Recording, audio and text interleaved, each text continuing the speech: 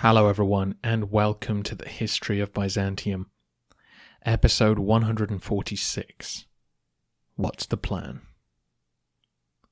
Last time we talked about the reality of the Eastern conquests.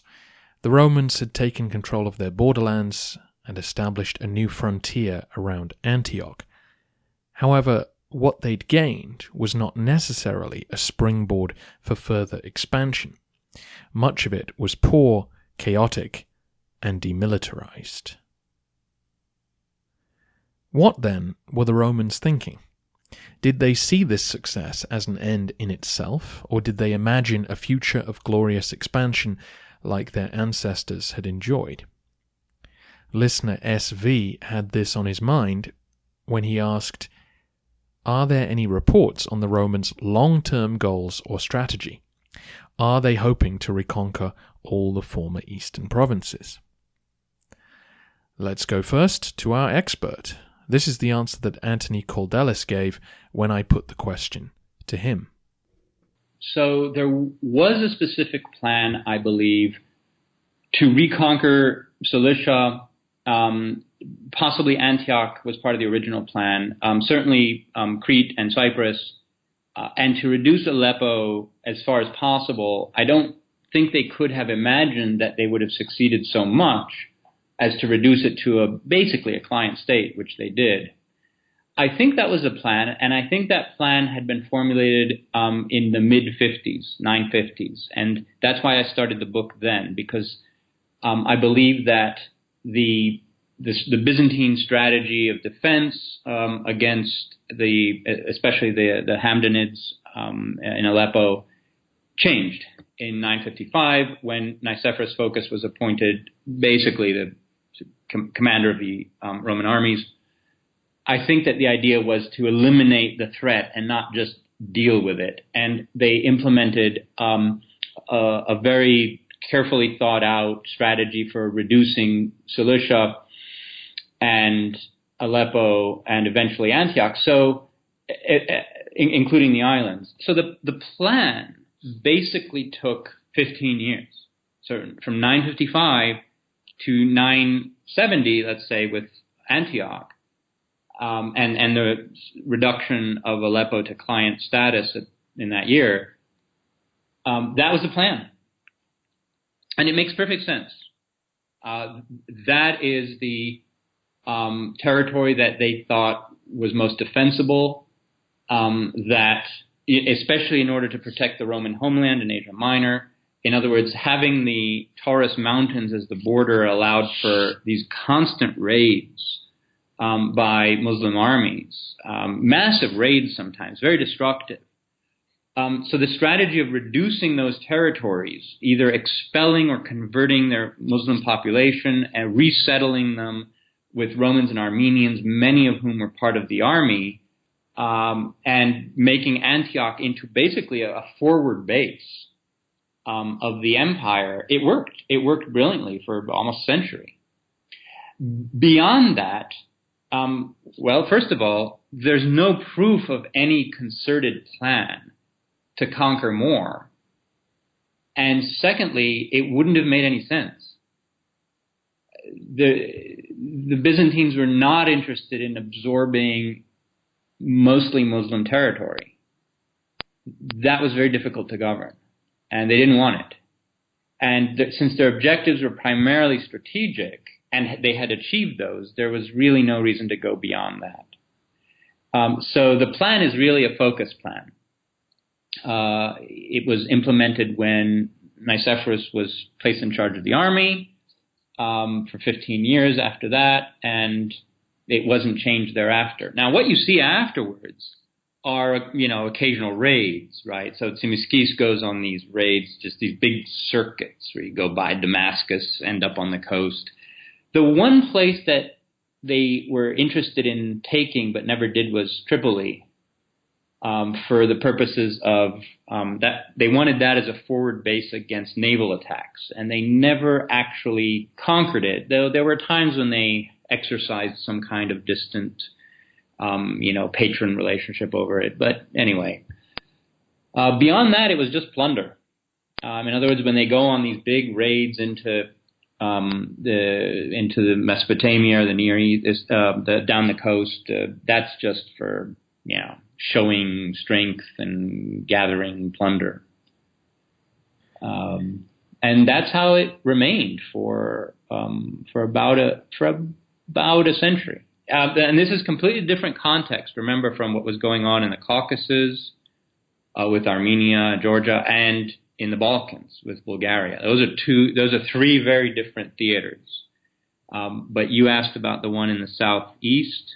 Yes. And I think that was the plan. So it's a focused plan. It was carried out successfully. And then they just maintained it. It was all about maintaining the equilibrium that they had established, which worked very well. Look at Asia Minor. The raids stop until the Seljuks show up. So it worked. Yeah, and I think you sort of imply in the book that, say, Sclerus or Bardas Phocas or whoever had become emperor instead of Basil, probably nothing would have changed on that front. That they might have continued raiding and seen what had happened, but there was no sort of defensible frontier to advance to. So there was no profit in trying to expand. Exactly, and there are a number of moments when the emperors, the Byzantine emperors, command an overwhelming military advantage. And Tsimiskis, during his great raid in 75, and later Basil II, when he twice visits the East, they show up with these, imperial armies that are, conquering armies. There's no credible defense against them. They clearly could have done more damage or conquered or tried to conquer, but I think they understood pretty well that it would just have been impossible to establish imperial authority among those populations. Antioch was still primarily a Christian city. Probably mostly Melkite or Arabic-speaking Christian, but Christian nonetheless. And in the Islamic configuration of geography and empire, Antioch had been a backwater. It hadn't been that important. But as a forward operating base of the Byzantine Empire, it was very important. But what would you do with Aleppo? And it would have just been too vulnerable and too hostile. And anyway, they got what they wanted from it in the form of a treaty, which they kept for about a century. So let's unpack that answer a little. You already know the first part, that Nicephorus Phocas made a specific plan to defeat Seyf-ad-Dawla on his own turf. That's why he recruited the cataphracts and used the mobile infantry square. Once Aleppo had been sacked and Antioch had been taken, the Romans had created a new defensible frontier. We talked about this last week. The mountains now provided a shield for the empire, and Antioch, being on the Arab side of that line, had to be heavily garrisoned to be safe. Laodicea and parts of the Syrian coast were also held because they could be resupplied by sea in the event of attack. You can't actually see Tripoli on our base map, but it's the next city to the south. If the Romans could have taken it, that would have given them control of the whole shore facing Cyprus. Their ships could then have roamed that corner of the Mediterranean without fear. But alas, it was too well fortified and remained a base for enemy attacks on the Byzantine position. So according to Professor Caldelis, there was no plan for further expansion. In my follow-up question that you heard, I asked about Bardas Sclerus and Bardas Phocas, who are the two men who will challenge Basil II for the throne. In some histories, the implication is that Basil had no interest in further eastern expansion, but if one of these two rebels had seized the throne, then they would have been. Professor Caldelis dismisses this. What he says in the book is that they probably would have done what Tsimiskis did, which is to raid around the borderlands and see if anything shook loose. Perhaps they would have just levied more tribute on Muslim cities, or maybe they would have attempted to hold some of them if there was a practical way to do so. The practical problems to further expansion in this direction were manifold. Have a look at the map again, and you can see the geographical issues with trying to conquer Syria and northern Mesopotamia. For a start, there are no mountains to hide behind. As we talked about last episode, the Romans could only afford most of their new territory by not garrisoning them. They filled the mountain towns with Christian populations and then left them to get on with life, whereas Antioch, situated on the flat land of Syria, required 4,000 professional troops to man the walls. So any city you capture in Arab territory will require thousands of soldiers to keep it safe, all of whom have to be paid year-round. Most of these cities are situated on the Euphrates or Tigris rivers or one of their offshoots, both of which are highways to all the other Muslim cities of the region. So any city taken is going to be very vulnerable to sudden attack from enemy forces coming north. The hinterlands of these places were fertile, but beyond that was usually desert. And who lives there? The fierce Bedouin tribes, by now determinedly Muslim and hostile to Roman encroachment. So any attempt to hold these cities and bring them into the network of the empire will be dangerous and expensive. If you were thinking about conquest, then it's probably easier to imagine swallowing the region whole rather than conquering it piecemeal. If you think about the rise of the Achaemenid Persians, Alexander the Great, Pompey, Khusro II, and then finally the Caliphate, all of those conquerors just scooped up the Levant in one campaign. They didn't get into a dogfight with each individual city. They swept through, making it clear that resistance was futile. Was anything like that possible for Byzantium? No, I'm afraid not. The manpower just wasn't available for anything on that scale. And as we just saw in the narrative, the Fatimid Caliphate of Egypt was more than capable of offering the resistance necessary to make a move like that unthinkable. The other problem Professor Caldelis brought up was that to expand the empire, the Romans would have to govern Muslim populations. As I hinted at last week, this probably would have led to ideological issues for the Byzantines. We've seen periodic attempts to convert the Jews and much effort made to correct the belief of dissenters. Who knows what would have been unleashed had majority Muslim cities had to chafe under a Christian occupation. It seems clear from the treaties signed with Aleppo that men like Nicephorus and John were well aware of this problem, and they weren't keen to experiment. There were, of course, still Christian communities throughout the former eastern provinces. Had the Byzantines been able to swallow the region whole, perhaps they could have then promoted the local Arabic-speaking Christians to positions of power, and hoped to manage the Muslim population that way. But they would have needed overwhelming military superiority to achieve this, and not only would they have faced constant uprisings against the new order, but they probably would have provoked the spirit of jihad amongst the Muslims of Iraq, Iran, and Egypt. So I think it's safe to conclude that there was no Roman plan to retake the eastern provinces. Taking control of their borders was achievement enough for now. However, just because no plans were in the works, and just because Basil II would show no interest in this direction, does that mean that no Romans of this period discussed the possibility of further expansion?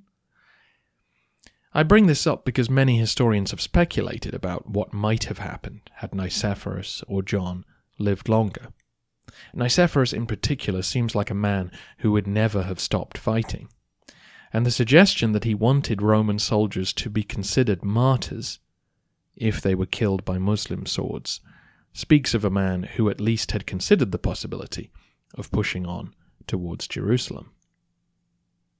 It's impossible to know for sure, but the essence of that idea, wherever it came from, was a desire to get more men to volunteer to fight. It's an attempt to replicate the Muslim jihad, where men would trek for hundreds of miles to take part in the raids on Anatolia. If he did think it, perhaps Nicephorus was considering campaigns beyond Antioch. Maybe he thought the idea of an annual crusade would bring more territory under the banner of Christ. It almost wouldn't be worth speculating about if it wasn't for a story that comes to us during the reign of Zimisces. John had had to approach the frontier differently than Nicephorus. Phocas had been able to maintain pressure in the east during his whole career as domestic and then emperor. But when he died, the Rus-Bulgarian situation was unfolding, and so John had to deal with that, just as the Fatimid threat appeared from Egypt. We therefore don't know how Zimisces would have proceeded if he'd inherited a peaceful situation and needed to make a choice about whether to go on attacking Syrian cities. What we do know, though, is that on his final campaign, John marched to Turon in Armenia to secure 10,000 troops for his advance against the Fatimids. The march went well, as you know. He made it to Damascus, captured various forts, received tribute, and generally marked his territory so that the Fatimids would know the kind of resistance they were dealing with. In the Byzantine histories, that is all that's reported, but in another source, we hear that John did not turn around at Damascus. Instead, he kept marching on into Palestine. There he took more cities and even reached Nazareth. Jerusalem glimmered in the distance, but he'd had to turn back. This report comes to us from a letter which John supposedly wrote to the Armenian ruler Ashot III, the man who lent him those 10,000 soldiers. We're pretty confident that this Palestinian excursion did not take place. It would have been an extremely long march for John's army, exposing it to serious danger, and it would have meant assaulting Fatimid-held positions directly. And considering that soon after the campaign, John's ambassadors were asking for a peace treaty down in Cairo, it wouldn't have made a lot of sense to assault them beforehand. So either the letter is a fabrication, or John lied. The letter comes to us from a 12th century history, so after the Crusades, which may have influenced the author to invent this episode. But it's also possible that the letter is authentic and that John decided to lie. Now, why would he do that? Well, he'd just been loaned 10,000 troops by the senior leader of the Armenian world. If Zimisces was thinking about taking on more campaigns in the lands of the former caliphate, then he would need their assistance. Perhaps a letter hinting at what could be achieved if all Christians banded together would suit his purposes. This is far from hard evidence. Even if John did lie, and he was looking for more mercenary troops, it's still possible that he wasn't thinking about conquest, simply that the Fatimids had just besieged Antioch, and Zimisces may have feared that full caliphal armies were going to come knocking on the door pretty soon, and he wanted the Armenian world right behind him. Whatever the truth behind the letter, the sources make it clear that both Christians and Muslims assumed there would be further conflict. The Imperial PR machine was happy to imagine Jerusalem as a potential target in order to demonstrate the new reach of their military, while Muslim leaders were keen to instill obedience and discipline with talk of how the vicious Byzantines were gunning for their lands. If the political situation across the former caliphate had remained chaotic, it certainly would have been tempting for Roman leaders to consider further attacks. But that isn't what happened. Basil would face revived powers in the Balkans and in the east, and revolts by the very generals who would have had to prosecute any further expansion.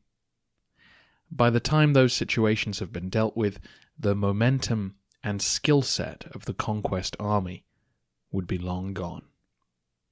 The very different priorities of Basil II will be the focus of the podcast for the next 50 years.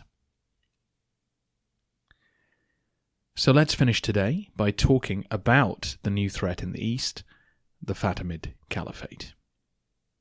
The formation of this new state goes back to the divide between Sunni and Shia Muslims. In very simple terms, between those who supported the traditional caliphate as a political entity and those who felt the state should be guided more directly by religious inspiration. Naturally, as the Abbasid state began to fall apart, there were those who wanted a religious revival, one that would bring with it God's approval and an end to chaos. The Fatimid movement began in Syria with a man named Ubayd Allah al-Mahdi, who claimed that he was the Imam, the supreme spiritual leader who would redeem the world. This caused a great deal of controversy, as you can imagine, so he fled to modern Algeria, where he found a following amongst the Berber population. Once he'd secured himself as their leader, he drove them on to seize the local capital of Kairouan. This was way back in 910. And as they celebrated their victory, al-Mahdi announced the creation of the Fatimid Caliphate. We call them the Fatimids because they trace their descent to Fatima, Muhammad's daughter. In order to establish the Caliphate as a serious political entity, al-Mahdi could not stay in Africa. So as soon as he could, he began preparations to conquer Egypt. This was not accomplished until 60 years later. Al-Mahdi's great-grandson was now in charge, and he captured the Nile from its post-Abbasid regime. This was around 970, shortly after the death of Nicephorus and the capture of Antioch. From a Muslim perspective, news from the Northern Front had been bad for some time, but the fall of Antioch was a big, dark headline. The Byzantines now had a foothold in Syria, and surely their armies would come raiding south every year from now on. This really was the prevailing mood. During one of John's campaigns, there were riots in Baghdad, so anxious were the people that the Romans might be coming their way. In this climate of fear, the Fatimids saw their destiny. They would unite the Muslim world and restore Islamic supremacy on the battlefield. With an effective army and the wealth of Egypt behind them, you would think that many would welcome their arrival. But remember that Syria was a largely Sunni domain. As the Fatimids advanced through the Levant and besieged Antioch, they faced resistance from both the cities and the Bedouin. It was largely because of armed resistance by their fellow Muslims back in Palestine that the Fatimids were forced to break off the siege. John then took on his campaign all the way to Damascus to make it clear that he saw northern Syria as his sphere of influence. Most of Palestine was now under Fatimid rule, and the lands in between became a buffer between the competing empires. The local Sunni Arabs looked out for their own interests, often playing the two sides against one another or hiring mercenaries to form their own garrisons. As Professor Caldelis mentioned, this will essentially be the status quo for the next century. But don't think that means that peace has broken out. No, the Fatimids were not content with what they had, and war will continue when the narrative resumes. Despite all these obstacles to further eastern expansion, the true nail in the coffin for those ambitions will be the revival of the Bulgarian state. We should have known this would happen. The Bulgarians have been the most obdurate and resourceful foe of the Romans for centuries. Why let the conquest of your capital and northern border stop you from continuing in that grand tradition? Next time, we travel west to see what we can learn about the state of play in the Balkans. What's been happening since the peace was signed 50 years ago? What did the Roman occupation look like? And where will Bulgarian resistance rise from?